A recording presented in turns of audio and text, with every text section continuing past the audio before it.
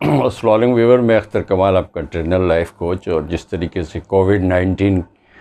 Pandemic की videos आपको दी और उसके साथ जो पोस्ट एंड प्री जो लॉकडाउन सिचुएशन है वो आप हजरात ने उसको पसंद किया, और साथ साथ जो लोकल हीरोज़ के सिलसिले में आपसे आज मैं थोड़ी सी इमेजिनेशन के बारे में, क्योंकि ये बहुत सारी ईमेल्स मुझे लोगों की मिली हैं और उनका यही सवाल होता है कि जो आप विजुलाइजेशन और विजुलाइजेशन की बात करते हैं, क्रिएटिव विजुलाइजेशन की, व्हाट इज़ क्रिएटिव विजुलाइजेशन। दोस्तों, ये मैंने आपको, जो मेरे नए देखने सुनने वाले हैं,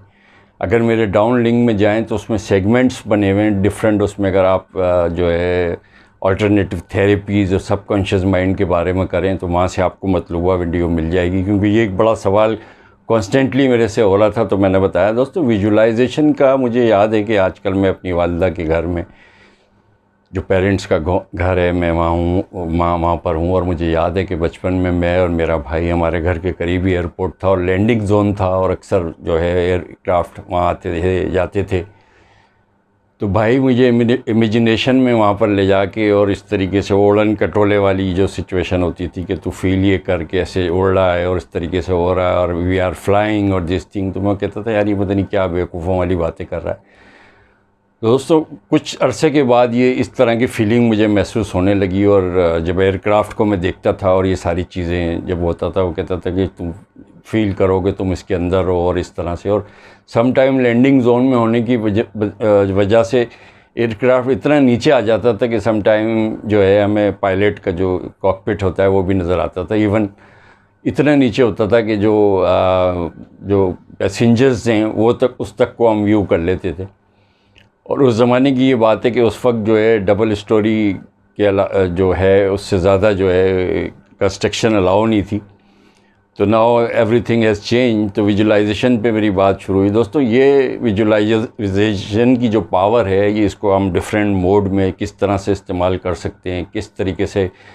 इसको अपनी ज़िंदगी में अमल कर सकते हैं, और ये कैसे प्रोग्राम होती है टूवर्ड्स सबकॉन्शियस माइंड, ये मैंने बहुत सी वीडियो में बताया हुआ है। तो please do subscribe my channel, जो नए लोग हैं, ताकि वो एक कंटिन्यूशन और सीक्वेंस जो है उनको पता होता रहे। अभी मैं 1878 की एक वाक़े से मैं ये बात आज शुरू करूँगा कि एक वालिद एक दूर शहर से जो है अपने घर में आता है, तो जो उसके दो बच्चे, एक 7 साल का और एक 9 साल का बच्चा होता है, वो वहाँ के पाँव में लिपट जाते हैं। और एज़ यूजुअल जिस तरह से हमारे यहाँ भी होता है कि बच्चे एक्सपेक्ट करते हैं कि बाप कोई खिलौना लाएगा, और उसने वादा किया था कि मैं कोई इस तरह से खिलौना लाऊंगा। वो अपने बच्चों को दूर एक खड़ा करता है कि लो ये खिलौना संभालो। बच्चे समझते हैं कि कुछ बॉल या इस टाइप की चीज़ होगी और बाप उसको थ्रो करेगा और वो उसको कैच कर लेंगे, लेकिन ऐसा कुछ नहीं होता। वो जिस वक्त वो खिलौना निकालता है तो वो एक, दोस्तों, एक आजकल जिस तरीके से हमारे यहाँ ये उड़ने वाले इस तरीके से जो चीज़ें, कुछ इस तरह का खिलौना होता है, उसमें लकड़ी भी होती है, उसमें कुछ मोटर वगैरह इस टाइप की होती है, और वो काफ़ी देर वो छत पे वो खिलौना जो है चलता रहता है। और वो बच्चों के लिए एक बड़ा खुशी का समा होता है, और महीना 1.5 महीना सोते जागते उठते बैठते उस खिलौने से खेलते रहते हैं। आखिरकार वो खिलौना एक दफ़ा उनके हाथ से टूट जाता है, और टूटने के बाद बिल्कुल वो इस काबिल नहीं होता कि वो उसमें भी वो दोनों भाई उसमें लगे रहते हैं कि किसी तरीके से ये जो हमारी फेवरेट चीज़ है। दोस्तों, इन दोनों भाइयों का ही वही भाई का, जिस तरह से मैंने किस्सा बताया है कि वो भी अपनी छत पे लेटे रहते हैं और देखते रहते हैं कि परिंदे किस तरह उड़ते हैं, ये कबूतर किस तरह उड़ रहा है, अकाब किस तरह इतने वज़न के साथ जो है ये जो वल्चर है, गिद्ध जिसे कहते हैं, ये सब चीज़ें क्या हो रही हैं। और उनकी एक आशा, उनकी एक इच्छा, उनको एक ख्वाहिश ही होती है कि वो भी जो है उड़ें या इस तरीके से वो सारा कुछ करें। और उनके खिलौने भी इसी टाइप के होते हैं।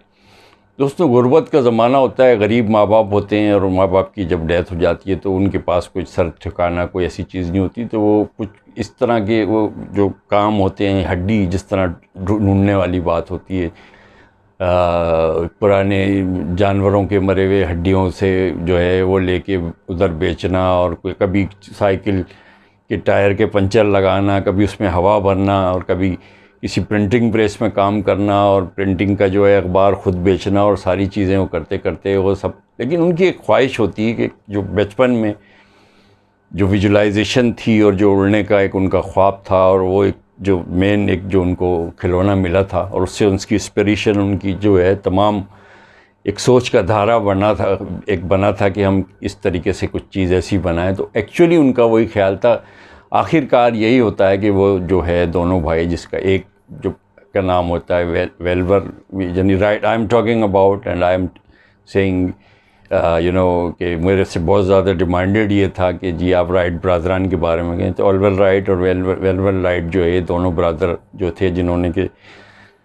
उस मशीन को 1878 में जब उनके बाप ने इस तरीके से उनको वो दिया था, और 1903 में उन्होंने जो है एक एरोडायनेमिक्स की दुनिया में क़यामत एक खेज़ एक चीज़ लेके आए, और 8 सेकंड और 8 मिनट तक उस मशीन को उड़ने वाली उन्होंने चलाया। दोस्तों, अगर इसके बैकग्राउंड में जाएं तो लोगों ने उनका सोशल बाइकाट किया हुआ था कि ये पागल हैं, ये उड़ने वाली बात करते हैं, भला मशीन कैसे उड़ेगी, स्टील कैसे उड़ेगी, लोहा कैसे उड़ेगा, किस तरीके का लोगों उनका सोशल बाइकाट कर दिया था। लेकिन आप उनका पैशन देखें कि एक भाई न्यूयॉर्क जाता है, वहाँ से कबाड़ में से सामान लेके आता, लाने के बाद वो जोड़ तोड़ के और सारा कुछ करते थे। दोस्तों, बात शुरू हुई थी विजुलाइजेशन से, और क्रिएटिव विजुलाइजेशन का जिस तरीके से मैं बताता हूँ कि ये जब आपके एक जहन में ख्वाब हो, एक सपना हो, और एक डे ड्रीमिंग के बारे में भी जिस तरह मैं बता चुका हूँ कि it has been prove in a research study कि ये जिसकी कोई ड्रीमिंग नहीं है, चाहे वो डे ड्रीमिंग हो, वो बंदा कंस्ट्रक्टिव नहीं हो सकता, और वो इस तरीके से विजनलेस बंदा होगा, उसकी कोई डायरेक्शन नहीं होगी, समथिंग लाइक दिस। तो किस्सा जो था वो मेरे भाई का, जिस तरीके से वो मुझे बताता था कि फ़ील ये करो कि हम जहाज़ में हैं और हम उड़ रहे हैं और हम इस जगह बैठे हैं, और सपोज़ करो कि हम कॉकपिट पे हैं, और इस तरीके से। तो मेरी ये फीलिंग इस तरह से बनने जो है शुरू हो गई थी। इवन उस ज़माने में चरपाई या पलंग का दौर होता था, वो मुझे जब नया नया उर्दू पढ़ना शुरू किया, और उन खटोले वाली बात ही वो कहता था, फ़ील करो कि इस बादल के साथ हम उड़ रहे हैं और ये बादल जा रहा है। और थोड़े दिन के बाद वो विजुलाइजेशन मेरी हो गई, और होने के बाद मैं खुद महसूस करता था कि हाँ, वो कि ऐसा मुमकिन नहीं था। लेकिन स्टोरी टेलिंग में, और ये जो भी मेरा जो लाइफ कोचिंग का जो सेशन है, या जो भी आपके सामने मैं लाता हूँ, इसमें एक इसका बड़ा रोल है। अब विजुलाइजेशन का आप सब तमाम हजरात को सबकॉन्शियस माइंड के एक छोटे से स्टूडेंट के जो है नाते में ये चीज़ें आपको मैं बता चुका हूँ कि आप अपने आप को पॉजिटिविटी की तरफ रखना है। आजकल जिस तरीके से लॉकडाउन आइसोलेशन में सारे लोग हैं, तो आप अपनी जो पैशन है उसको ढूंढें। एक अच्छी किताब है, मैंने जो जिस तरीके से ये पीरियड अपना सरवाइव किया है क्वारंटीन का, मैंने तमाम अच्छी बुक्स पढ़ी। मैंने जो जिस तरीके से मेरा लिखने का, हाँ, एक ये बैड लक हुई क्योंकि I was in stuck in Lahore, वो सब कुछ हो नहीं सका। लेकिन मेरे साथ जो भी रिसर्च बेस्ड जो चीज़ें थी, जो मैंने एक प्रैक्टिकलिटी जो सारी लोगों में देखी, और एक उसको इंशाल्लाह आपके साथ में शेयर करूँगा। तो विजुलाइजेशन ये है कि जिस तरह से मैं बताता हूँ कि रात सोते हुए कभी भी कोई ऐसी नेगेटिविटी वाली पिक्चर आपके जहन में नहीं आनी चाहिए, ना कोई आइडिया, ना कोई ख्याल, ना कोई ख्वाब, ना कोई ऐसी चीज़ें, क्योंकि सबकॉन्शियस माइंड उसको एज ए ऑर्डर लेता है, और वो परेशान होने की 85 लाखों हज़ारों करोड़ों चीज़ें आपके सामने लेके आ जाएगा। First thing. Second most important thing कि आप विजुलाइज़ करके, जिस तरह विजुलाइजेशन का मैं बताता हूँ कि एक्सेल और इनहेल, एक लंबा सांस लेके छोड़ना है और सीटी की तरह मूव करना है, फिर सांस लेना छोड़ना है, फिर सांस लेना छोड़ना है, उसको थोड़ी देर रिटेन करना है 3-4 मिनट। उसके बाद आपने एक बड़ी आम सी एक पिक्चर बताना है कि सारी चीज़ें अपने जहन में कि सब कुछ नॉर्मल हो गया है, शॉप्स खुल गई हैं, स्कूल्स खुल गए हैं, मार्केटें खुल गई हैं, हॉस्पिटल खुल गए हैं, आप अपने स्कूल में हो, आप अपने कॉलेज में हो, आप अपने स्टूडेंट लाइफ में अगर हैं वहाँ हैं, आप अपने वर्क प्लेस पे हैं, आप अपने कप ऑफ टी से एंजॉय कर रहे हैं, आपका बॉस आपके साथ वो है, और एक जिस तरीके का एक जिसे कहना चाहिए एक इंगेजमेंट का पीरियड होता है आपका वर्क प्लेस पे, वो सारी चीज़ें हो रही है। तो इंशाल्लाह इसके कम से कम ये होगा कि जो आप जिस तरह एंग्जाइटी, डिप्रेशन, और जिस तरीके से एक लोगों का एक सवाल है कि यार वी वाट टू डू,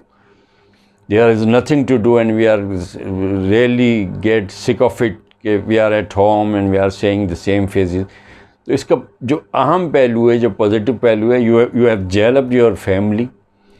और एक दुनिया में जिस तरीके से आपको पता है कि जो ओजोन की रिपेयर हो गई है, और जिस तरीके से एक दरियाओं में एक सफाई शुरू हो गई है, और ग्रीनरी बढ़ गई है, और एक लोगों का सारा वो कुछ हुआ है, तो ये जो मैसअप हुआ था इस चीज़ को जो है ना एक पॉजिटिविटी में देखें और ढूंढने की कोशिश करें, तो आपको वो चीज़ें भी पॉजिटिविटी की तरफ नज़र आएंगी, और पॉजिटिव चीज़ें आपकी तरफ अट्रैक्ट होंगी। The first step I am telling you once again is the visualisation. अपने आप को क्रिएटिव विजुलाइजेशन में आपने उस मोड में रखना कि एवरीथिंग इज़ गोइंग वेल, और ये एक बैड पीरियड है, एक बैड पैच है, इंशाल्लाह ये निकल जाएगा। कोरोना से, कोविड से, मैंने 4 कोविड-19 की मैंने आपको 3-4 वीडियो दी हैं, इसमें डरने घबराने की कोई इसमें ज़रूरत नहीं है ना। खुदा न खास्ता ये इस टाइप की ऐसी चीज़ें कि इनहेल करें आपके साथ साइंस को एक कैरियर चाहिए होता है टचिंग का, जो आपका मादा होता है, जो आपकी छींक होती है, थूक होता है, खांसी होती है, इस टाइप का, फिर उसके बाद वो एज ए कैरियर उसको लेता है। लिहाजा अपने अतराफ़ के लोगों का ख्याल करें, be positive and visualise the, always visualise the good picture of your life and it will be come, because this is the law of attraction. Likes attracts likes, dislike attracts dislike, positivity attracts positivity, and negativity attracts negativity. तो keep cool and calm and be firm, believe in almighty Allah. अपने अतराफ़ के लोगों का ख्याल रखें, खुद भी खुश रहें, कोशिश करें दूसरों को भी खुश रखें। God bless you. Thank you very much for watching.